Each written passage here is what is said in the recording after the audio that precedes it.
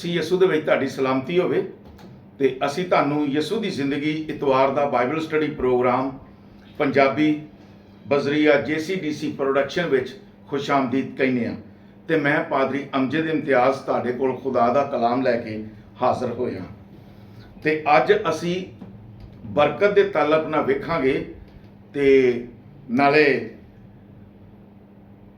ਫਸੇ ਹੋਏ ਰਿਹਾਈ ਪਾਂਗੇ, ਇਹਦੇ ਤਾਲੁਕ ਨਾਲ ਅਸੀਂ ਸਿੱਖਾਂਗੇ।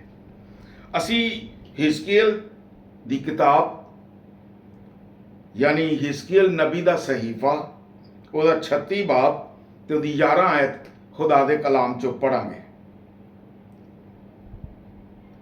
ਤੇ ਮੈਂ ਤੁਹਾਨੂੰ ਇਨਸਾਨਾਂ ਤੇ ਹੈਵਾਨਾਂ ਦੀ ਫਰਾਵਾਨੀ ਯਾਨੀ ਵਧਾ ਦਿਆਂਗਾ ਤੇ ਉਹ ਬਹੁਤ ਹੋ ਜਾਣਗੇ, ਇੱਥੋਂ ਤੱਕ ਕਿ ਵੱਡੀ ਉਹਨਾਂ ਦੀ ਔਲਾਦ ਹੋ ਜਾਏਗੀ, ਫੈਲ ਜਾਣਗੇ। ਤੇ ਮੈਂ ਤੁਹਾਨੂੰ ਇਸ ਤਰ੍ਹਾਂ ਵਸਾਵਾਂਗਾ ਜਿਸ ਤਰ੍ਹਾਂ ਤੁਸੀਂ ਪਹਿਲੇ ਸੀ, ਤੇ ਤੁਹਾਡੇ ਸ਼ੁਰੂ ਦੇ ਦਿਨ ਜਿਹੜੇ ਸਨ ਉਹਨਾਂ ਤੋਂ ਜ਼ਿਆਦਾ ਆਸਾਨ ਕਰਾਂਗਾ। ਤੇ ਤੁਸੀਂ ਜਾਣੋਗੇ ਕਿ ਮੈਂ ਖੁਦਾਵੰਦ ਹਾਂ। ਖੁਦਾ ਦੇ ਕਲਾਮ ਤੇ ਪੜ੍ਹੇ ਤੇ ਸੁਣੇ ਜਾਣ ਤੇ ਉਹਦੀ ਬਰਕਤ ਹੋਵੇ। ਖੁਦਾ ਦਾ ਇਹ ਵਾਅਦਾ ਹੈ ਇਨਸਾਨ ਲਈ ਕਿ ਮੈਂ ਤੈਨੂੰ ਤੇ ਤੇਰੇ ਹਵਾਨਾਂ ਨੂੰ, ਤੇਰੇ ਮਾਲ ਡੰਗਰ ਨੂੰ, ਤੇਰੇ ਜਾਨਵਰਾਂ ਨੂੰ ਇੰਨਾ ਵਧਾ ਦਿਆਂਗਾ, ਇੰਨਾ ਵਾਧਾ ਹੋ ਜਾਏਗਾ ਕਿ ਬਹੁਤ ਜ਼ਿਆਦਾ, ਯਾਨੀ ਇੱਕ ਬਰਕਤ ਦੀ ਗੱਲ ਹੋ ਰਹੀ ਹੈ। ਤੇ ਖੁਦਾ ਕਹਿੰਦਾ ਇੰਨੇ ਹੋ ਜਾਣਗੇ ਕਿ ਉਹ ਫੈਲ ਜਾਣਗੇ। ਤੇ ਇਹ ਮੈਂ ਇਸ ਤਰ੍ਹਾਂ ਉਹਨਾਂ ਨੂੰ ਆਬਾਦ ਕਰਾਂਗਾ ਜਿਸ ਤਰ੍ਹਾਂ ਉਹ ਪਹਿਲੇ ਸਨ। ਤੇ ਸ਼ੁਰੂ 'ਚ ਵੀ ਇੰਜ ਦੇ ਆਬਾਦ ਨਹੀਂ ਸਨ ਜਿੰਨਾ ਮੈਂ ਕਰਾਂਗਾ ਉਹਨਾਂ ਲਈ। ਇੰਨੇ ਅਹਿਸਾਨ ਕਰਾਂਗਾ ਉਹਨਾਂ ਤੇ ਕਿ ਹੱਦ ਤੋਂ ਜ਼ਿਆਦਾ। ਯਾਨੀ ਅਹਿਸਾਨਾਂ ਦਾ ਮਤਲਬ ਹੈ ਕਿ ਇੰਨੇ ਕੰਮ ਕਰਾਂਗਾ, ਅੱਛਾ ਇਹ ਵੀ ਲੈ ਲੈ, ਇਹ ਵੀ ਲੈ ਲੈ, ਇਹ ਵੀ ਲੈ ਲੈ। ਲੇਕਿਨ ਇਹ ਕਦੋਂ ਹੋਏਗਾ? ਬਰਕਤ ਕਦੋਂ ਮਿਲਦੀ ਏ? ਮੁਸੀਬਤ 'ਚੋਂ ਕਦੋਂ ਨਿਕਲਿਆ ਜਾਂਦਾ ਹੈ? ਮੁਸੀਬਤਾਂ ਚੋਂ, ਤਕਲੀਫਾਂ ਚੋਂ ਕਦੋਂ ਰਿਹਾਈ ਮਿਲਦੀ ਏ? ਇਹ ਖੁਦਾ ਕੱਢਣ ਦੀ ਗੱਲ ਕਰਦਾ ਹੈ, ਲੇਕਿਨ ਨਿਕਲਣਾ ਕਦੋਂ ਹੈ? ਮਿਸਾਲ ਦੀ ਕਿਤਾਬ 'ਚ ਲਿਖਿਆ, ਜਦੋਂ ਇਨਸਾਨ ਦੀਆਂ ਰਵਿਸ਼ਾਂ ਦਰੁਸਤ ਹੋ ਜਾਂਦੀਆਂ ਨੇ ਤੇ ਉਦੋਂ ਖੁਦਾ ਉਹਦੇ ਦੁਸ਼ਮਣਾਂ ਨੂੰ ਵੀ ਦੋਸਤ ਬਣਾ ਦਿੰਦਾ ਹੈ। ਬੰਦੇ ਦੇ ਜਿਹੜੇ ਦੁਸ਼ਮਣ ਹੁੰਦੇ ਨੇ ਉਹ ਵੀ ਦੋਸਤ ਬਣ ਜਾਂਦੇ ਨੇ। ਕਿਉਂ? ਇਨਸਾਨ ਦੀਆਂ ਰਵਿਸ਼ਾਂ, ਬੰਦੇ ਦੀਆਂ ਰਵਿਸ਼ਾਂ, ਬੰਦੇ ਦੇ ਕੰਮ ਖੁਦਾ ਨੂੰ ਪਸੰਦ ਆਉਣਾ ਸ਼ੁਰੂ ਹੋ ਜਾਂਦੇ ਨੇ। ਤੇ ਇੱਥੇ ਖੁਦਾ ਇਹੋ ਹੀ ਗੱਲ ਕਰਦਾ ਹੈ ਕਿ ਮੈਂ ਤੁਹਾਨੂੰ ਔਲਾਦ ਦੀ ਯਾਨੀ ਇਨਸਾਨਾਂ ਦੀ ਤੇ ਮਾਲ ਜਾਨਵਰ ਦੀ ਇਹਨਾਂ ਤੁਹਾਡੇ ਤੇ ਵਾਅਦਾ ਕਰਾਂਗਾ ਕਿ ਬਹੁਤ ਸਾਰਾ ਵਾਅਦਾ ਹੋਏਗਾ। ਲੇਕਿਨ ਕਦੋਂ ਹੋਏਗਾ?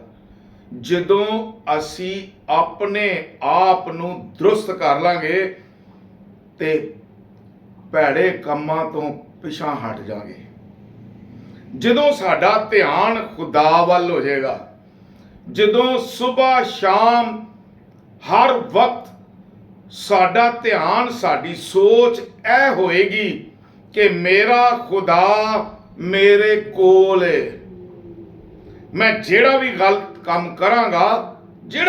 ਕੰਮ ਕਰਾਂਗਾ ਉਹ ਖੁਦਾ ਵੇਖ ਰਿਹਾ, ਤੇ ਜੇ ਖੁਦਾ ਵੇਖ ਰਿਹਾ ਤੇ ਫਿਰ ਉਹ ਮੈਨੂੰ ਸਜ਼ਾ ਵੀ ਦੇਵੇਗਾ।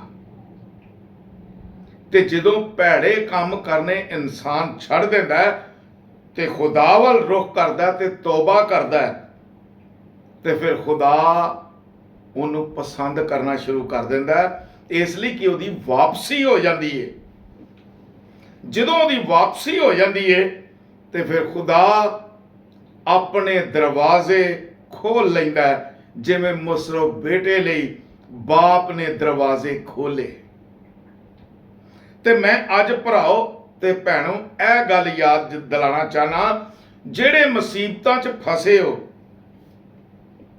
ਜਿਹੜੇ ਕਰਜ਼ 'ਚ ਫਸੇ ਹੋ, ਜਿਹੜੇ ਪਰੇਸ਼ਾਨੀਆਂ 'ਚ ਫਸੇ ਹੋ, ਜਿਹੜੇ ਬਹੁਤ ਸਾਰੇ ਜੰਜਲਾਂ ਦੇ ਵਿੱਚ ਫਸੇ ਹੋਏ ਹੋ, ਉੱਥੋਂ ਨਿਕਲਣ ਦਾ ਇੱਕ ਹੀ ਤਰੀਕਾ ਹੈ, ਆਪਣੇ ਖੁਦਾ ਵੱਲ ਵਾਪਸ ਆ ਜਾਓ। ਤੇ ਖੁਦਾ ਕਹਿੰਦਾ ਮੈਂ ਇੰਨਾ ਵਾਅਦਾ ਕਰਾਂਗਾ, ਔਲਾਦ ਦਾ ਵੀ ਹੋਏਗਾ, ਮਾਲ ਜਾਨਵਰ ਦਾ ਵੀ ਹੋਏਗਾ, ਤੇ ਇੰਜ ਤੁਹਾਨੂੰ ਵਸਾਵਾਂਗਾ ਜਿਸ ਤਰ੍ਹਾਂ ਤੁਸੀਂ ਪਹਿਲੋਂ ਨਾਲੋਂ ਤੁਹਾਡੇ ਤੇ ਅਹਿਸਾਨ ਜ਼ਿਆਦਾ ਕਰਾਂਗਾ। ਕਿਉਂ? ਇਸ ਲਈ ਕਿ ਤੁਸੀਂ ਖੁਦਾ ਵੱਲ ਮੁੜ ਗਏ ਹੋ। ਅਸੀਂ ਮੁਸਰਫ ਬੇਟੇ ਨੂੰ ਵੇਖਦੇ ਹਾਂ, ਜਦੋਂ ਉਹ ਵਾਪਸ ਆਉਂਦਾ ਹੈ ਤੇ ਬਾਪ ਦੌੜ ਕੇ ਜਾ ਕੇ ਉਹਨੂੰ ਗਲੇ ਲਗਾਉਂਦਾ ਹੈ ਤੇ ਉਹਦੀ ਬਦਬੂ ਨੂੰ ਨਹੀਂ ਵਹਿੰਦਾ, ਉਹਦੀ ਮਿੱਟੀ ਨੂੰ ਨਹੀਂ ਵਹਿੰਦਾ, ਉਹਦੇ ਗੰਦੇਪਣ ਨੂੰ ਨਹੀਂ ਵਹਿੰਦਾ, ਜੱਫੀ ਪਾਉਂਦਾ ਤੇ ਚੁੰਮਦਾ ਚੱਟਦਾ ਤੇ ਲੈ ਕੇ ਘਰ ਆਉਂਦਾ ਤੇ ਨਾਲੇ ਨੌਕਰਾਂ ਨੂੰ ਆਂਦਾ ਇਹਨੂੰ ਨਵਾਓ, ਇਹਨੂੰ ਸਾਫ਼ ਕੱਪੜੇ ਪਵਾਓ, ਜੁੱਤੀ ਪਵਾਓ, ਅੰਗੂਠੀ ਪਾਓ, ਪਹਿਲੋਂ ਵਰਗਾ ਸੋਹਣਾ ਜਿਹਾ ਬਣਾ ਦਿਓ, ਨਵਾ ਧਵਾ ਕੇ ਚੰਗੇ ਕੱਪੜੇ ਪਾ ਕੇ ਤੇ ਤਿਆਰ ਕਰਕੇ ਮੇਰੇ ਕੋਲ ਲੈ ਆਓ। ਇਸ ਲਈ ਕਿ ਬਾਪ ਆਪਣੇ ਕੋਲ ਵੇਖਣਾ ਚਾਹੁੰਦਾ ਹੈ।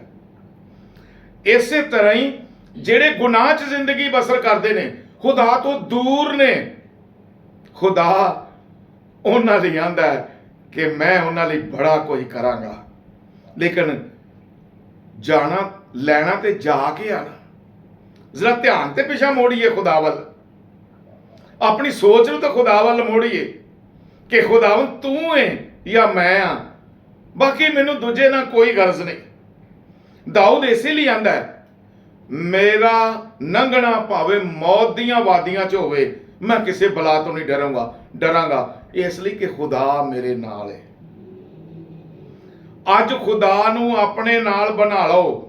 ਜੇ ਖੁਦਾ ਨੂੰ ਆਪਣੇ ਵੱਲ ਕਰ ਲੋਗੇ ਤੇ ਤੁਸੀਂ ਕਾਮਯਾਬ ਹੋ, ਤੇ ਜੇ ਖੁਦਾ ਤੁਹਾਡੇ ਵੱਲ ਨਹੀਂ ਤੇ ਤੁਹਾਡੀ ਆਸਤਾ ਬਰਕਤ ਜਾਂਦੀ ਰਹਿਣੀ ਹੈ ਤੇ ਘਟਦੀ ਜਾਣੀ ਹੈ, ਤੇ ਇੱਕ ਦੌਰ ਆਉਣਾ ਕਿ ਤੁਸੀਂ ਬਿਲਕੁਲ ਨਿਲ ਹੋ ਜਾਣਾ। ਵਾਧਾ ਲੈਣ ਲਈ, ਬਰਕਤ ਲੈਣ ਲਈ, ਰਿਹਾਈ ਪਾਉਣ ਲਈ, ਮੁਸੀਬਤਾਂ ਚੋਂ ਨਿਕਲਣ ਲਈ ਇੱਕ ਹੀ ਕੰਮ ਹੈ ਕਿ ਖੁਦਾ ਵੱਲ ਆ ਜਾਓ। ਪਾਲੂਸ ਰਸੂਲ ਬੜਾ ਸੋਹਣਾ ਲਿਖਦਾ ਹੈ, ਕਹਿੰਦਾ ਹੈ, ਬੜੀ ਸੋਹਣੀ ਗੱਲ ਲਿਖਦਾ ਤੇ ਕਹਿੰਦਾ ਹੈ, ਤੋਬਾ ਕਰੋ ਤੇ ਰਜੂ ਲਿਆਓ। ਰਸੂਲ ਕਹਿੰਦਾ ਨਾ, ਤੋਬਾ ਕਰੋ ਤੇ ਰਜੂ ਲਿਆਓ, ਤੁਹਾਡੇ ਗੁਨਾਹ ਮਿਟਾਏ ਜਾਣ, ਖਤਮ ਕੀਤੇ ਜਾਣ। ਤੇ ਜਦੋਂ ਗੁਨਾਹ ਮਿਟਾ ਦਿੱਤੇ ਜਾਣਗੇ ਤੇ ਫਿਰ ਖੁਦਾ ਦੀਆਂ ਬਰਕਤਾਂ ਵੇਖਿਆ ਜੇ ਕਿੰਨੀਆਂ ਨੇ। ਇਸ ਲਈ ਕਿ ਖੁਦਾ ਖੁਸ਼ ਹੋ ਜਾਏਗਾ। ਤੇ ਅੱਜ ਖੁਦਾ ਨੂੰ ਖੁਸ਼ ਕਰਨ ਦਾ ਇੱਕ ਹੀ ਤਰੀਕਾ ਹੈ ਜਿਹੜਾ ਮੈਂ ਦੱਸਣਾ ਚਾਹਨਾ, ਇਹਨੂੰ ਪੱਲੇ ਬੰਨ ਲਓ, ਆਪਣੇ ਗੁਨਾਹਾਂ ਤੋਂ ਮਾਫੀ ਮੰਗ ਲਓ। ਇੱਕ ਸ਼ਖਸ ਦੇ ਮਾਫੀ ਮੰਗਣ ਨਾਲ, ਆਪਣੇ ਗੁਨਾਹਾਂ ਦੀ ਮਾਫੀ ਮੰਗਣ ਨਾਲ, ਤੋਬਾ ਕਰਨ ਨਾਲ ਆਸਮਾਨ ਤੇ ਖੁਸ਼ੀ ਮਨਾਈ ਜਾਂਦੀ ਹੈ। ਤੇ ਉਦੋਂ ਬਾਪ ਵੀ ਖੁਸ਼ ਹੁੰਦਾ ਤੇ ਬੇਟਾ ਵੀ ਖੁਸ਼ ਹੁੰਦਾ ਤੇ ਫਰਿਸ਼ਤੇ ਵੀ ਖੁਸ਼ ਹੁੰਦੇ ਨੇ ਤੇ ਆਸਮਾਨ ਤੇ ਖੁਸ਼ੀ ਮਨਾਈ ਜਾਂਦੀ ਹੈ। ਇਸ ਲਈ ਕਿ ਮੇਰਾ ਬੇਟਾ ਖੁਦਾ ਕਹਿੰਦਾ ਵਾਪਸ ਆ ਗਿਆ ਹੈ। ਤੇ ਅੱਜ ਵਾਪਸੀ ਕਰੋ ਤੇ ਖੁਦਾ ਤੋਂ ਬਰਕਤਾਂ ਲਵੋ। ਤੇ ਇੰਨੀ ਬਰਕਤ ਕਿ ਔਲਾਦ ਦੀ ਬਰਕਤ ਵੀ, ਮਾਲੋ ਜਾਨਵਰ ਦੀ ਬਰਕਤ ਵੀ। ਖੁਦਾ ਬਰਕਤਾਂ ਦੇਣਾ ਚਾਹੁੰਦਾ ਹੈ। ਖੁਦਾ ਰਿਹਾਈ ਦੇਣਾ ਚਾਹੁੰਦਾ ਹੈ ਮੁਸੀਬਤਾਂ ਚੋਂ, ਟੈਨਸ਼ਨਾਂ ਚੋਂ, ਤਕਲੀਫਾਂ ਚੋਂ, ਪਰੇਸ਼ਾਨੀਆਂ ਚੋਂ। ਤੇ ਆਓ ਨਿਕਲੀਏ ਤੇ ਆਪਣਾ ਧਿਆਨ ਖੁਦਾਵੰਦ ਲਾਈਏ। ਖੁਦਾ ਤੁਹਾਨੂੰ ਇਸ ਕਲਾਮ ਤੇ ਅਮਲ ਕਰਨ ਦੀ ਤੌਫੀਕ ਦੇਵੇ। ਆਮੀਨ।